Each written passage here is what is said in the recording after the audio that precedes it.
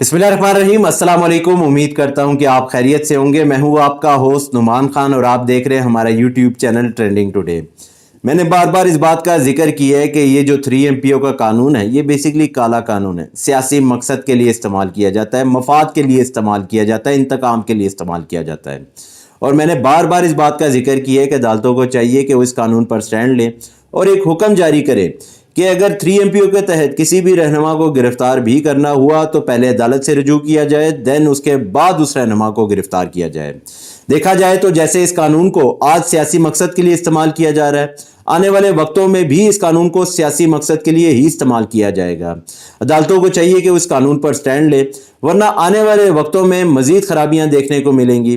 जिसका भी दिल चाहेगा मुंह उठा के 3 MPO के ऑर्डर जारी करता रहेगा, इसी तरह रहनुमाओं को गिरफ्तार किया जाता रहेगा। तो मैंने आपको कहा ना कि अदालतों को चाहिए कि वो इस कानून पर स्टैंड ले और एक हुक्म जारी करें। हमारी आज की जो पहली न्यूज़ है वो बेसिकली पाकिस्तान तहरीक इंसाफ के रहनुमा मुराद सईद साहब के हवाले से। वो न्यूज़ क्या है, पहले इसकी डिटेल से आपको आगाह करते चले। पाकिस्तान तहरीक इंसाफ के रहनुमा मुराद सईद के NA4 से कागजात नामजदगी मुस्तरद। पाकिस्तान तहरीक इंसाफ के रहनुमा सुहेल सुल्तान ने कागजात मुस्तरद होने की तस्दीक कर दी।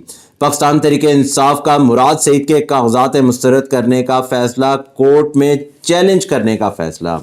और मैंने पहले भी कहा था कि पाकिस्तान तहरीक इंसाफ को जो है इलेक्शन से दूर रखा जा रहा है। और आप यहाँ से अंदाज़ा लगा लें कि जितने भी रहनुमा रूपोश थे, पहले उनके ID कार्ड ब्लॉक कर दिए गए, फिर उनके खिलाफ जो है वो नाकाबिल ज़मानत वारंट जारी कर दिए गए। और आप यहाँ से अंदाज़ा लगा लें कि जिन रूपोश रहनुमाओं के कागजात जमा कराए गए थे, उन तमाम रहनुमाओं के जो है कागजात मुस्तरद कर दिए जा रहे हैं। और अब जो है वो पाकिस्तान तहरीक इंसाफ ने जो है वो अदालतों का रुख कर लिया है। अब देखना है कि क्या अदालतें इस हवाले से क्या हुक्म जारी करती हैं, क्या पाकिस्तान तहरीक इंसाफ के रहनुमाओं को रिलीफ मिल पाएगा या नहीं, ये तो आने वाला वक्त बताएगा। लेकिन मैंने आपको कहा ना कि देखा जाए तो अगर इन्हें इंसाफ मिल रहा होता तो ये अभी तक जो है अदालतों से रजू कर लेते। आप यहाँ से अंदाज़ा लगा लें कि परवेज़ इलाही साहब को बार बार रिहा करने का हुक्म जारी हुआ, लेकिन उनको बार बार गिरफ्तार किया गया। आप छोटी सी मिसाल जो है वो शाह महमूद कुरैशी साहब की देख लें। अदालतों ने हुक्म जारी किया कि अगर साइफर केस के अलावा ये किसी और केस में मतलूब नहीं है तो इनको रिहा किया जाए। लेकिन जैसे ही वो अडयाला जेल से बाहर आए, उनको किस तरह गिरफ्तार किया गया, कैसे उनको घसीटा गया, वो भी सबके सामने है।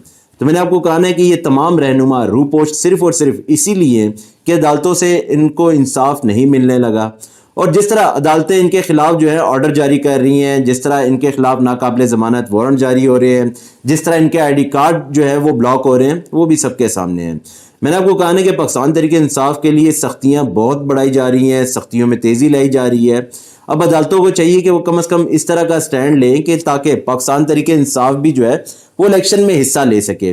और जिस तरह के अहकामात जारी हो रहे हैं या जिस तरह के हुक्म जारी हो रहे हैं, उससे अंदाज़ा यही होता है कि इस टाइम अदालतें रिक्वेस्ट करने पे लगी हुई हैं, ना कि हुक्म जारी कर रही हैं।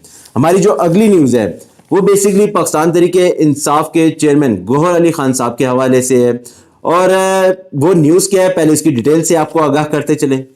हाई कोर्ट ने पाकिस्तान तहरीक इंसाफ के चेयरमैन बैरिस्टर गौहर अली खान को इमरान खान से मुशावरत की इजाज़त दे दी। और इजाज़त सिर्फ और सिर्फ इसलिए दी थी ताकि बैरिस्टर गौहर अली खान साहब जो है वो इमरान खान साहब से मुलाकात करें और इंतखाबात के हवाले से जो है बातचीत करें। और इस हवाले से जो है वो अदालत का कहना है कि सुपरिटेंडेंट अडयाला जेल की निगरानी में मुलाकात कराई जाएगी। इंतखाबात में निगरान हुकूमत को गैर जानिबदार होना चाहिए। और ये बात भी बिल्कुल ठीक है। मैंने आपको कहा है कि सिर्फ और सिर्फ यहाँ से देख लें कि इस टाइम अदालतें सिर्फ और सिर्फ रिक्वेस्ट करने पर लगी हुई है, ना कि वो एक हुक्म जारी करे और उस हुक्म पर जो है अमल दरामद करवा पाए। उसके बाद अदालत का मजीद कहना था कि निगरान हुकूमत की ज़ेरे निगरानी खौफनाक निज़ाम चल रहा है। और ये आपके सामने है कि जिस तरह अदालतें शाह महमूद कुरैशी को जो था वो रिहा करने का हुक्म जारी किया, किस तरह उनको गिरफ्तार किया गया, परवेज़ इलाही साहब के हवाले से देख लें। इसके अलावा सनम जावेद, बहुत सारे रहनुमा ऐसे हैं जिनको अदालत ने जो था वो रिहा करने का हुक्म जारी किया, लेकिन उनको दोबारा से गिरफ्तार कर लिया गया। तो देखा जाए तो अदालतों को जो है रिक्वेस्ट नहीं करना चाहिए, उनको हुक्म जारी करना चाहिए और उस हुक्म पर अमल दरामद भी करवाना चाहिए। मजीद जो था अदालत का कहना था कि इंतखाबात के लिए मुशावरत की इजाज़त बुनियादी हक है। और मैंने आपको कहा ना कि आप यहाँ से देख लें कि कुछ बुनियादी हक तो दिए जा रहे हैं, लेकिन कुछ हकूक से जो है वो दूर रखा जा रहा है। اب یہاں سے دیکھ لیں کہ تمام پارٹیاں جو ہے وہ الیکشن کی طرف جا رہی ہیں, الیکشن کمپین کر رہی ہیں, ورکر کنونشن ہو رہے ہیں, پارلیمانی اجلاس ہو رہے ہیں, جلسے جلوس ہو رہے ہیں, لیکن پاکستان تحریک انصاف اس ٹائم ہاتھ پہ ہاتھ رکھ کے بیٹھی ہوئی ہے, عدالتوں کی طرف نظریں لگائے بیٹھی ہیں کہ عدالتیں شاید ہمیں انصاف فراہم کریں گی, یا نگران حکومت ہمارے حوالے سے کوئی حکم جاری کرے گی, یا کوئی ایسا جو ہے وہ رہنما ہمارے حوالے سے کوئی بات کرے گا, لیکن ایسا کچھ بھی نہیں ہے. میں نے آپ کو کہا نا کہ اس ٹائم کوشش کی جا رہی ہے کہ پاکستان تحریک انصاف کو الیکشن سے دور رکھا جائے اور جمہوریت کا جھنڈا دوبارہ سے اس ملک پر گاڑا جائے. تو میں نے آپ کو کہا نا کہ جمہوریت کی ایک چھوٹی سی مثال یہ کہ آج میری باری ہے, کل تمہاری باری ہے, اور اس حوالے سے دیکھا جائے تو آج دونوں پارٹیاں میدان میں ہیں, لیکن پاکستان تحریک انصاف انتخابات میں کہیں پہ بھی نظر نہیں آ رہی. عدالتوں کو چاہیے کہ وہ سوچے اس بات پہ کہ اگر اس ماحول میں جو ہے صاف شفاف الیکشن ہو پائیں گے بھی یا نہیں, یا صرف اور صرف عوام کو جو ہے آنکھوں میں ان کے دھول جھونکا جا رہا ہے اور بتایا جا رہا ہے کہ یہ ملک جو ہے اس میں انتخابات کیسے ہوتے ہیں. تو میں نے آپ کو کہا نا کہ صرف اور صرف عوام کو یہ چیز سوچنی چاہیے کہ جتنی سختیاں پاکستان تحریک انصاف کے حوالے سے بڑھائی جا رہی ہے, کیا اتنی سختیاں آپ نے ماضی میں کسی اور پارٹی پہ ہوتے ہوئے دیکھی؟ کیا کسی اور پارٹی کے حوالے سے اس طرح کے جو ہے وہ اقدامات کیے گئے؟ تو یہ فیصلہ آپ نے کرنا ہے. ہماری جو اگلی نیوز ہے وہ بیسیکلی توشہ خانہ کے حوالے سے, اور بڑی ہی انٹرسٹنگ نیوز ہے. توشہ خانہ کے طائف ظاہر نہ کروانے والوں کے خلاف کارروائی کی درخواست مسترد. لاہور ہائی کورٹ کے جسٹس راہیل کامران نے فیصلہ محفوظ سنا دیا ہے. اور بڑی عجیب بات ہے کہ عمران خان صاحب کا جو ہے توشہ خانہ کیس چلایا جا رہا ہے, اور جن کو ظاہر کروانے کا کہا گیا تھا ان کے خلاف جو ہے درخواستیں مسترد کی جا رہی ہیں. ایک عجیب قانون ہے, مطلب یہ قانون صرف ایک بندے پہ امپلیمنٹ ہوتا ہے, باقی کسی پہ امپلیمنٹ نہیں ہوتا. تو میں نے آپ کو کہا نا کہ یہاں سے اندازہ لگا لیں کہ اس ٹائم کیا چل رہا ہے, کون سا قانون ہے, کیا چل رہا ہے.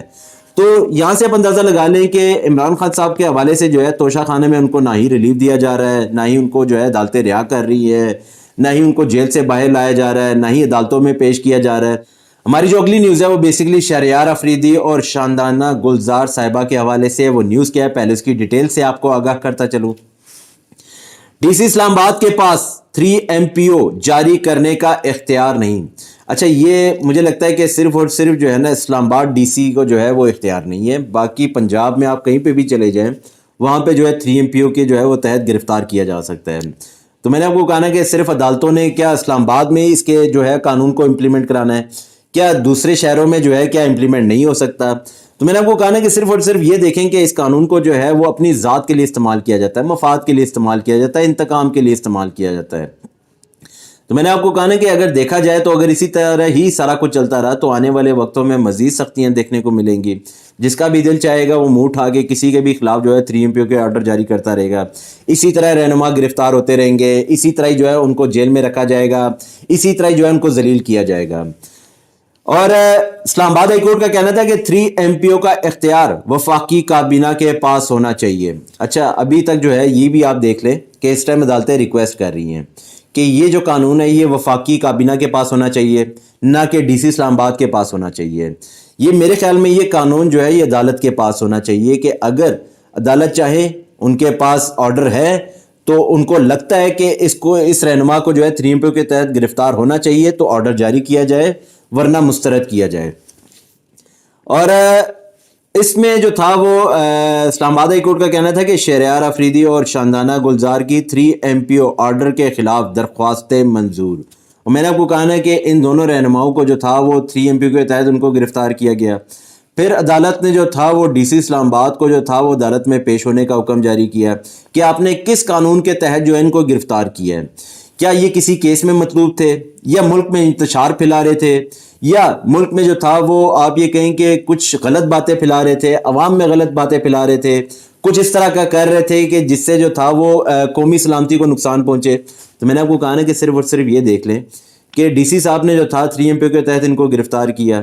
پھر اس کے بعد جو تھا اسلام آباد ہائی کورٹ نے جو تھا شہریار افریدی اور شاندانہ گلزار صاحبہ کو جو تھا وہ رہا کرنے کا حکم جاری کیا.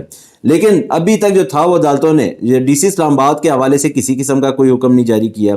تو دیکھا جائے تو ابھی عدالتوں کو چاہیے کہ وہ ریکویسٹ سے باہر نکلیں اور کوئی نہ کوئی حکم جاری کریں تاکہ آنے والے وقتوں میں جو ہے خرابیاں کم دیکھنے کو ملے, نہ کہ مزید بڑھائی جائیں. ہماری جو اگلی نیوز ہے وہ بیسیکلی شہباز شریف صاحب کے حوالے سے ہے. اور دیکھا جائے تو اس ٹائم چھوٹے بھائی اور بڑے بھائی دونوں کی تعریفوں کے پل باندھنے پہ لگے ہوئے ہیں.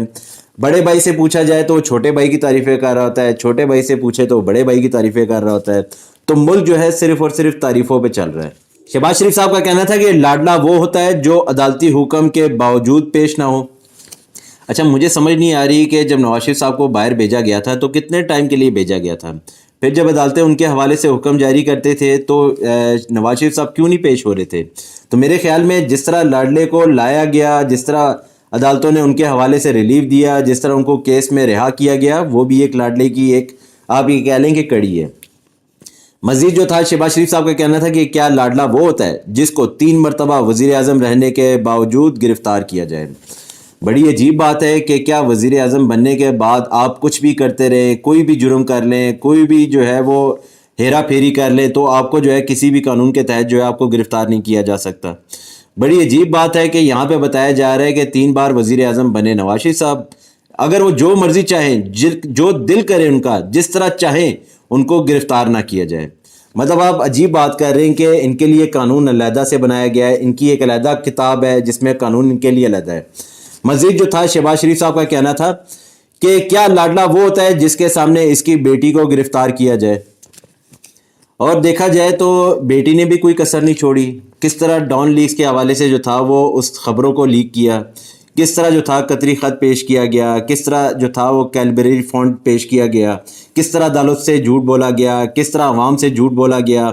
मुझे अभी भी वो बातें याद हैं, जब पूछा गया था तो उन्होंने बताया था कि मेरी लंदन में तो क्या, पाकिस्तान में भी कोई प्रॉपर्टी नहीं, लेकिन फिर उसके बाद प्रॉपर्टियाँ निकलना शुरू होगी। तो क्या अवामी नुमाइंदे का ये हक बनता है कि वो अवाम के साथ झूठ बोले या किसी के साथ भी झूठ बोले। तो मैंने आपको कहा ना कि शहबाज शरीफ साहब को चाहिए कि वो ठंडे दिमाग से जो भी बात करें वो सोच समझ कर करें। मेरी न्यूज़ जो थी आज तक यही तक थी। आप अपना ख्याल रखिएगा, आपसे फिर मुलाकात होगी। हमारे चैनल को जो है सब्सक्राइब करते रहिएगा ताकि आपका प्यार हम तक पहुंचता रहे।